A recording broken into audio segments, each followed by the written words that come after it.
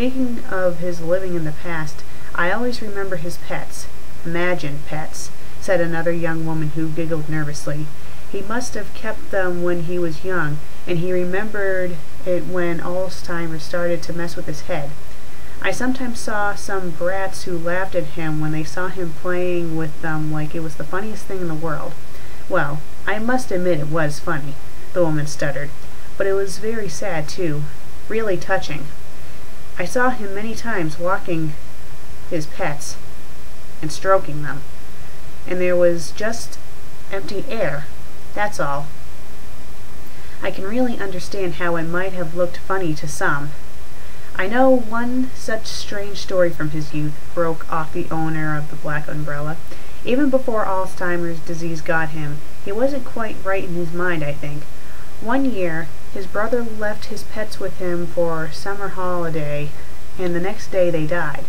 Food poisoning. Some moron planted poisoned food in his garden, and they ate it. Imagine. He got them stuffed by a taxidermist, and for many years used to keep them on a shelf. That's pretty disgusting if you ask me, to have dead animals in your bedroom. But, well, what else can you expect from someone like that? He was nuts even in his youth, and that's all. He was just a sensitive man, said the first woman, an animal lover. I really don't think it was proof of his craziness. He later imagined the pets were still with him. He still had them on his shelf. Yes, Mike, the woman added, turning to the man who previously expressed his doubts as to the sanity of their late neighbor. The Gray's kids, Aaron and Adam, or whatever his name is, you know who I'm talking about, saw this when he made a bet with my son that he'd go to his house and touch the windowsill. You know, children were afraid of him. Such a local boogeyman, but harmless. Anyway, this Adam or Aaron sneaked up to his window, and he saw those animals standing on his shelf. My son, whom he told about this, told me later that they looked like they were still alive. Neat fur, eyes made of glass beads, everything. The umbrella man only gave out a sneering snort, showing what his opinion on people who kept dead animals in their house was, and turned away to look at the policeman at the door. It seemed that they found a way past the lock. It was really touching to see him when he talked about his cat and dog with us. He always was taking them with him to boast of them, and of course nobody had the heart to tell him that they weren't real. Every time he came to my restaurant, all the customers always pretended they could see them indeed, and praised how well taken care of they were. He was so happy then. Related a waitress working in the local restaurant, who came to join the group, covering an umbrella. A poor man, she added, wiping tears that glistened for a moment in her glasses-covered eyes. The policeman managed to open the door. They entered the door together with the doctors. The gathered neighbors came near, stopping up their noses and trying not to vomit. Stopping up their noses? I guess like that, but I could have thought of a better term to use other than stopping. The odor of death to which they had grown accustomed grew stronger. They shifted back again so the medical workers could get through, carrying a litter tightly covered with a blanket. The litter with its sad contents was put into the ambulance, which drove away, leaving the gathered crowd behind. It had not been for the policeman who remained inside, and, of course, the odor. They would have entered the house. They were noisy like all neighbors have been from the beginning of the world, and as all neighbors would be until the end of the world. Amen. That's the rule that is in force all over the world. Even from their positions outside in the backyard, they could see the silhouette of the famous pet shelf on the wall. If the neighbors' vigilant eyes could sweep its inhabitants, they'd see the stuffed pets from which the old man's animal mania started. Even after all those long years, which had passed since their death, were easily recognizable. One, a long-eared beagle with yellowish fur, and its tongue, which had which was just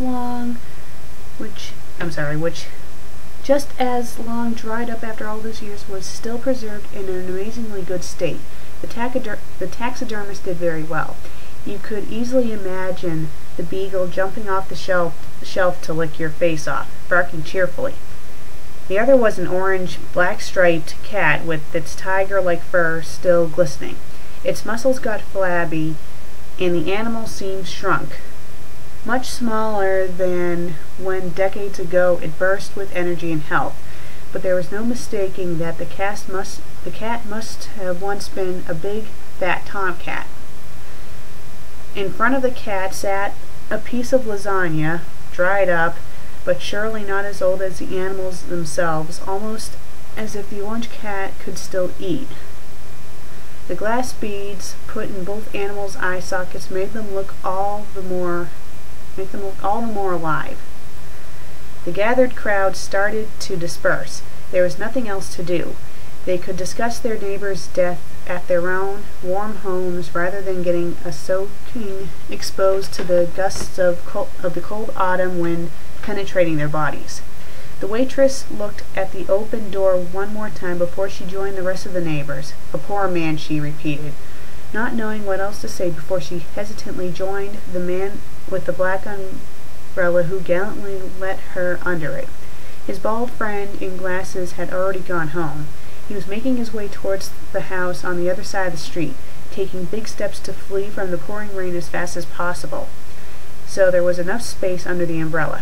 "Yes, a poor guy," said her companion absent-mindedly, shivering partially because of the cold, partially because of what had happened to their ancient neighbor.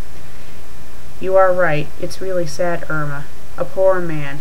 Poor Mr. Arbuckle."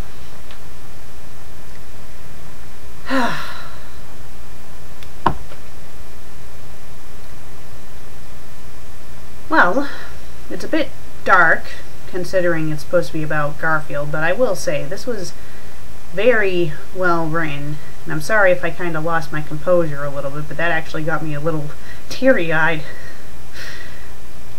I thought it was very well written. I could see this happening, if, John had lost his pets and stuff, and I could picture this. I could. If, the Garfield comic or the Garfield show took a more darker, serious approach. Because as we all know, for those who have pets, they don't stay with us forever. And, sometimes it's hard to let go. But with that all said, this was very well story, and I have to say that I seriously love this story. It was very well written. I thought, the layout was great. I didn't really notice any grammar mistakes. It was a great story. And if you guys are a Garfield fan, I think you can all agree with me that this was a good story. Maybe a bit dark, but you want to know what? It was good. It was great. I thought it was very well written. Well, I'm the FanFic Critic. I read it. You listen. I need to go pet my dog. Be right back.